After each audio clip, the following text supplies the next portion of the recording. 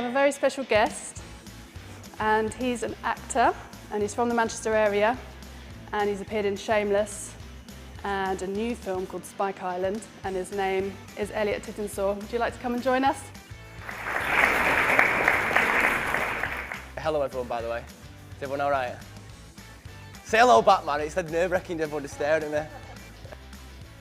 So what was your first kind of major role? The auditions for Shameless came around, and at the time I used to be quite naughty actually when I was younger, so it was quite funny going into the audition because I think they wanted people who was like these kids and like this family. So as I was walking in, my mum was like, "You've got to take your hat off," because I remember I had my TN hat on, it was like this, walking in like this, and my mum was like, "You've got to take your hat off," and I walked in, I was like, "You've got to take my hat off?" He was like, "Yeah," I just got it and sort of threw it at my mum and walked in. And I don't know if they must have liked that actually, they must have liked it at the time, because I got the part. And so now you're in films, in the cinema, and yeah, how did you make that transition?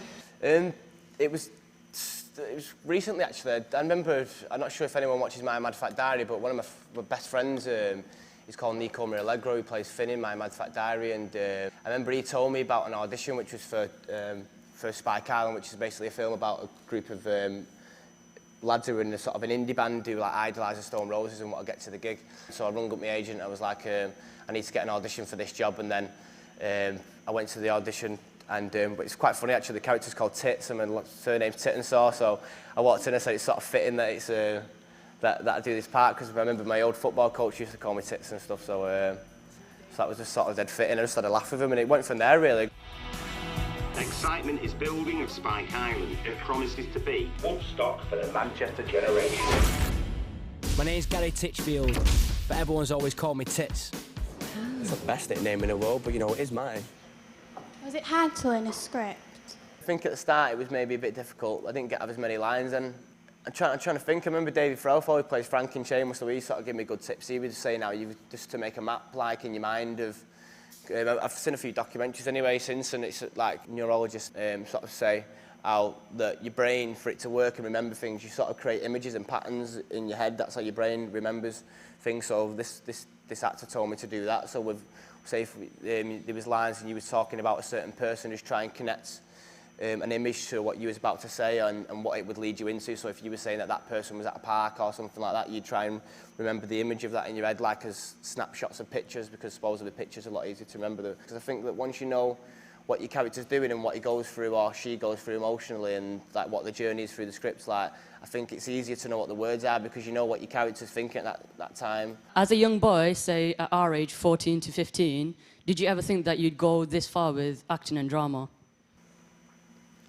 Not really, because I think I just sort of fell into it. I didn't really know what to expect at that time. I mean, even now, I still don't know what the outcome's going to be. It's just like any other job. That's why I just say if you wanted to act, you should do it because you're passionate about it, not because you want to get rich and be famous, like, or you want to have money. Because trust me, I ain't got money. I tell you now, if you look at me, think I've got a bit of dough, it's very much just false information because I'm skint. What accents do you do? What accents do I do? Yeah. Well, that's the thing. I couldn't really say I can do a lot. Like, I ever go at a few, like, do you know what I mean? I have a go at like a Southern accent or a Scottish accent I like to think I'm all right at. I can have a go at an Irish. Oh man, don't put me under pressure, man. Don't do that to me. Try and do a Scottish accent like that. Is that a wee bit? Is that a wee, getting close? Though it's quite hard actually, but I like to try and do accents where it's like I mess about with my friends and stuff like that, and just sort of mess about. But I don't know. I can't really do them that well. But I like to think that I've got like a little bit of an ear for him, so that if I did get a job, that I could, if I really tried to put my head into it, that I'd get it down. Are there any directors you'd like to work with? I'd like to work with Quentin Tarantino actually. That's like he's probably my favourite director. I think I'd just love his sort of films. I just think they're dead quirky and dead off key and stuff like that. So I'd love to work with him. Your new film, The Selfish Giant, is that right? Yeah, I've already got a really small part in that though. Okay. But it was really good to work on actually. Was it? Yeah. Well, what's that about? I don't know if anyone knows Clio Barnard, but she did a film like last year or the year before called The Arbour. She won a BIFA for it, which is a British Independent Film Award for a director on it. So this was her next project. So it was only a small part, but I wanted to work with her just because she just won that award, and I thought it'd be really good for my career to have that on my CV.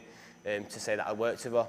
And that was really good actually, because what we got to do is they had like the scripted dialogue, and then we got to improvise the scenes as well, so it was just really good. Got that bridle too tight on that horse? Mm-hmm. Let me come sort it out for you. You're a bad influence, Benson! Go!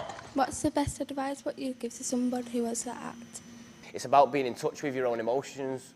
And I know it might sound daft, and all the lads in here might say they might not cry, do you know what I mean? But a man who doesn't cry doesn't have a heart, because at the end of the day, we all are emotional people. You've got to be able to empathise with people and other characters and put yourself in their sort of mind frame and understand what they're feeling.